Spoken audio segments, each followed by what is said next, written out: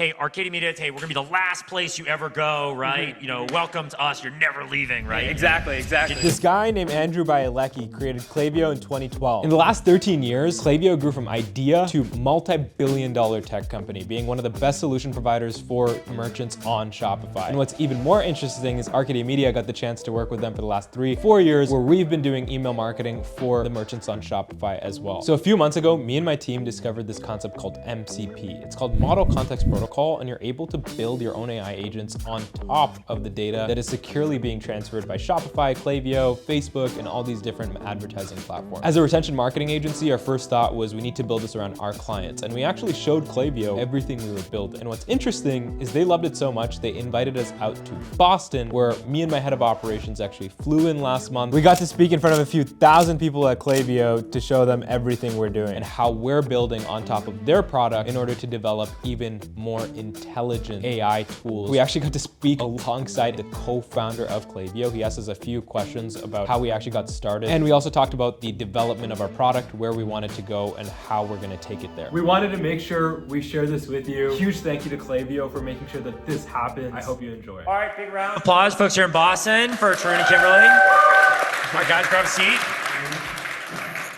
All right, we'll go fast. Okay, so first, give a little bit of an introduction. Congratulations, the Elite Partner. Thank you so much for coming today and sharing. So first, maybe Kimberly, you go first, then Tarun.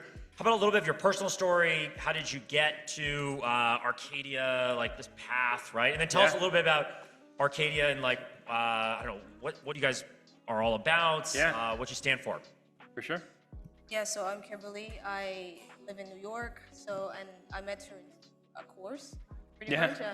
And pretty much that's how I got into it. It was interesting. So that course, I think I took when I was 15 years old. And I found out about Klaviyo at 15. It was 3 years of just playing with the platform. And I was like, wow, I can actually make an impact to businesses just by like pressing this button or sending this campaign. And then 3 years later, I was 18. It was January 2023 when we incorporated. And I was like, this would be so cool to just bring other people on and do the same thing.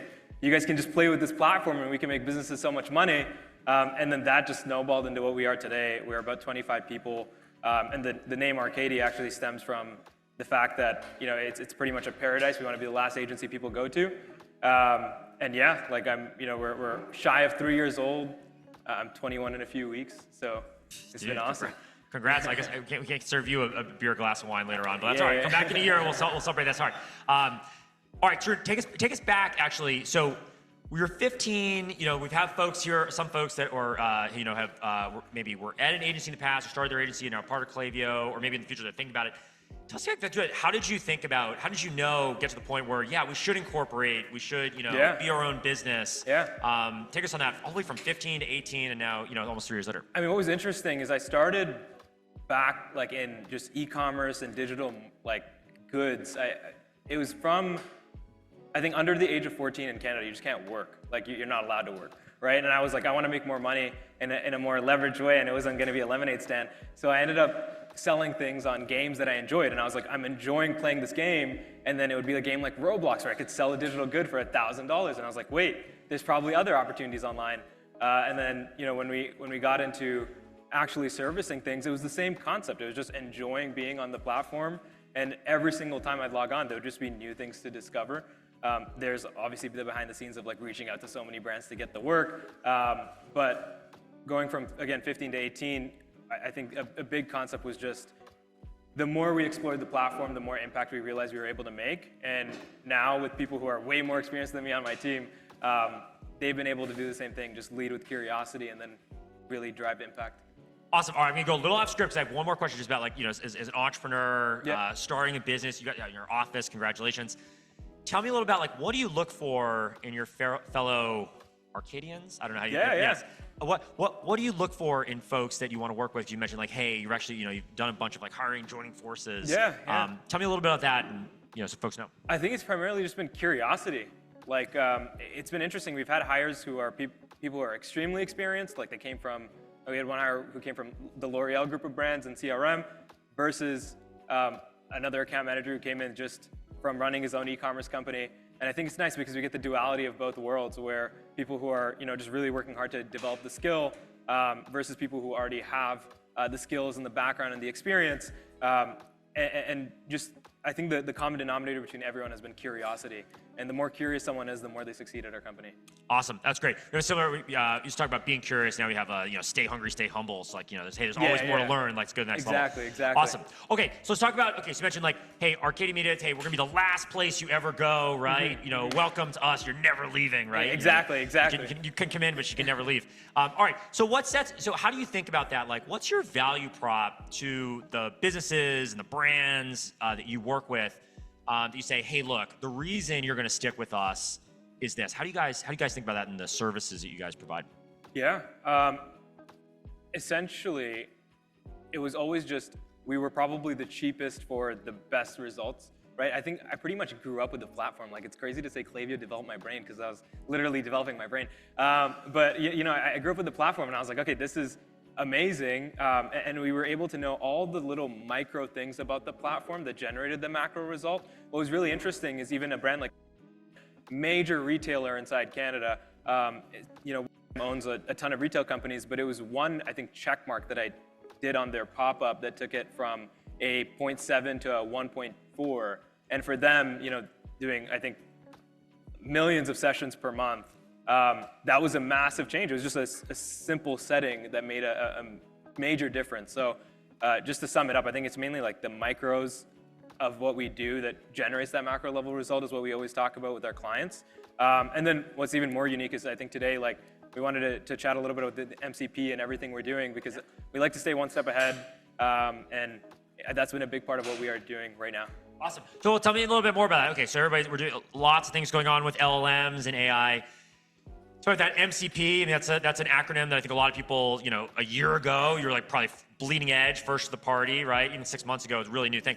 So I mean, like, how are you using that, and how do you think that in the context of whether it's Klaviyo or maybe there's other services that also provide kind of an MCP, kind of agentic interface? What are some of the use cases there?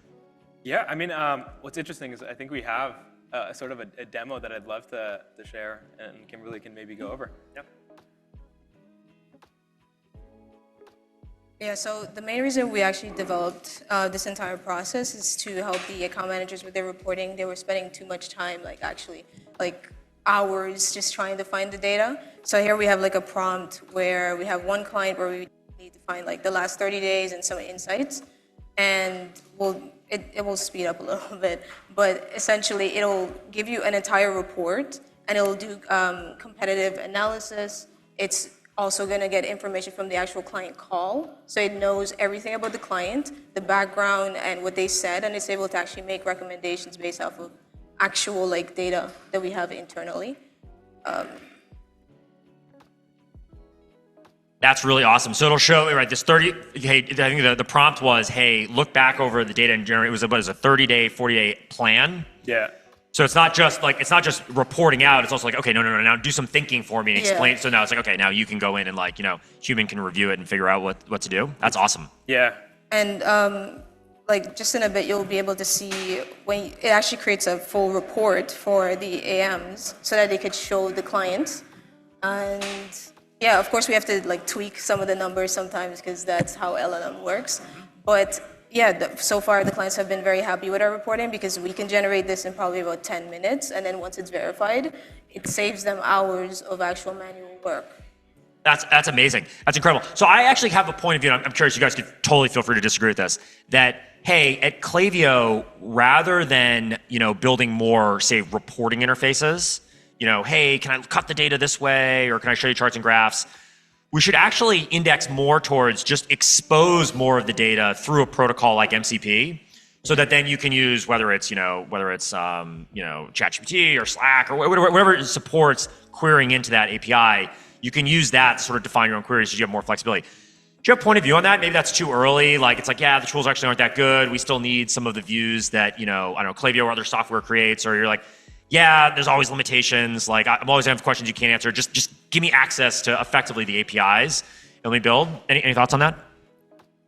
There's always like little things that we need that Klaviyo can improve on. Specifically, like we talked a little bit about the anomaly detection. Yeah. So if we can get access to things like that via the API, I think that would be extremely.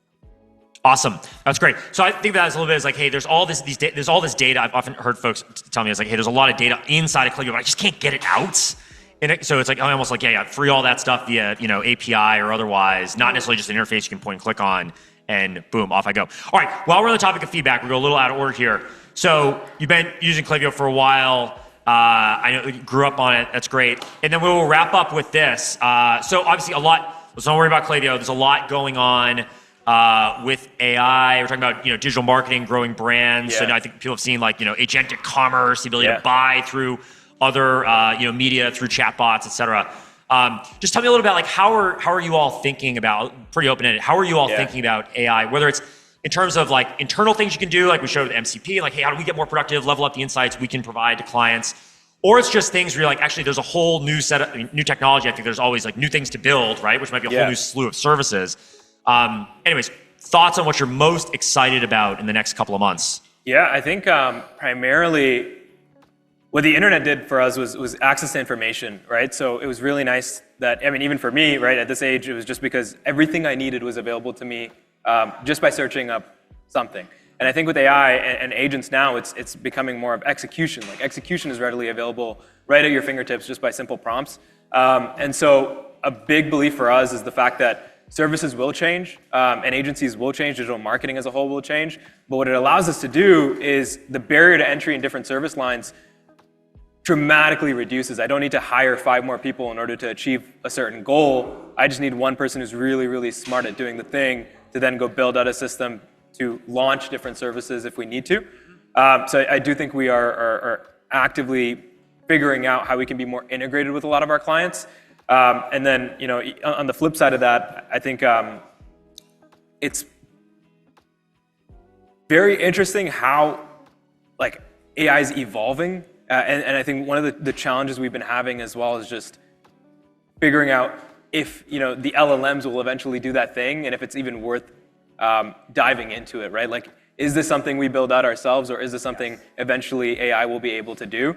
And so I think that's been the most challenging thing navigating like this new world of AI, so that way we only focus on things that maybe AI can't take over in the future. Totally. Yeah, I think things are changing so fast. It's like what's capabilities today is like fast forward 3 months, 6 months, and it's just totally different, right? So you have a little bit to do some forecasting, and nobody's perfect at that. Exactly.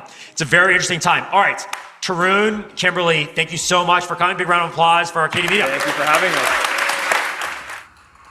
I've been watching this over and I still can't process that actually happened. Big thank you to Klaviyo. The entire team was super supportive and made sure this happened. Obviously, huge thank you to my team who actually made the product with me. I think we are going to be doing some incredible things. Jen Adelstein over at Klaviyo, from the time we got in to the time we presented, was absolutely a legend. She went out of her way to make sure we had everything we needed. I just want to finish off by saying I think this is genuinely the first interview on YouTube where a billionaire interviews a 20-year-old. And so if you found value in this, it would mean the world to me if you can share it with anyone who may find value in it as well. Thank you guys.